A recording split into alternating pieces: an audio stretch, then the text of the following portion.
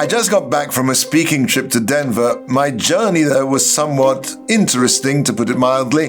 We landed in Minneapolis, and I had 2.5 hours to get through immigration before my onward flight to Denver. I thought I'd have more than enough time. Now, the line was going very, very slowly, and I looked ahead and I realized that the immigration officer was a rookie. Another officer was standing behind him, and every 2 seconds this rookie turned around and asked the guy behind him what to do. I stood in that line for 1 hour and 3/4, and there were still plenty of people in front of me. I wasn't going to make the flight. And then the 4 other immigration stands that had been taking up to this point only US passports opened up, and we started to move through really fast. I thought to myself, Baruch Hashem, Yeshuas Hashem, Keheref Ayin, Hashem saves us in the twinkling of an eye. I'm going to make that flight. I cleared immigration. I ran to the scanners, put all my stuff in the trays. I ran to the gate. I got there exactly 3 minutes before they closed the flight. Chastei Hashem. I reached into my pocket to pull out my phone and show the lady my boarding pass. It wasn't there. I was sure I put it in my inside jacket pocket. Maybe it's in my coat. Maybe it's in my carry-on. I checked that and I checked everything else 3 times. It wasn't there. It wasn't there. Sir, I'm sorry, we're going to have to close the flight. Are you going to board? So there I was, faced with either missing the flight or permanently losing my phone. I chose to miss the flight.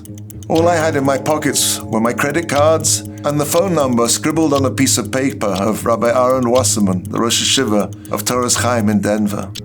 And I had no phone to call him with. Maybe I left it in the scanner, I thought to myself. I walked away from the gate, and then a small passenger cart slowed down next to me. I said to him, "Can you give me a ride back to International?" "Sure thing," he said. We jumped onto the cart, we zoomed off to International, and everybody there was incredibly helpful. We searched through all the trays that had gone through the scanner. Nothing. Say to me, "Maybe try round the corner, sir, at Central." I walked over to Central. "I'm sorry, sir, maybe if you come back in a couple of days to the lost and found." A couple of days. I've got to speak in Denver tomorrow night. I walked back to International, very dejected, and then I realized, this is a Nisoyan. This is a test from Hashem. This is what you spend all those years learning. Hashem is testing you. This is what's supposed to be happening. You're supposed to lose your phone. There's a God who's running the world, and how much do you really trust him?